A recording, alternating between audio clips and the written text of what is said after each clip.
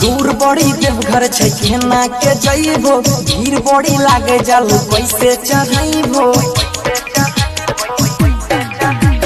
दूर बड़ी देवघर छै केना के जइबो, भीड़ बड़ी लागे जल कैसे चढ़इबो। हम जानै छियै बाबा मशहूर है, भले बाबा नगरिया दूर है पर जलवा चढ़ाना जरूर है। भले बाबा नगरिया दूर है पर जलवा चढ़ाना जरूर है। समझे कि नहीं? जलवा चढ़ाना, जलवा चढ़ाना।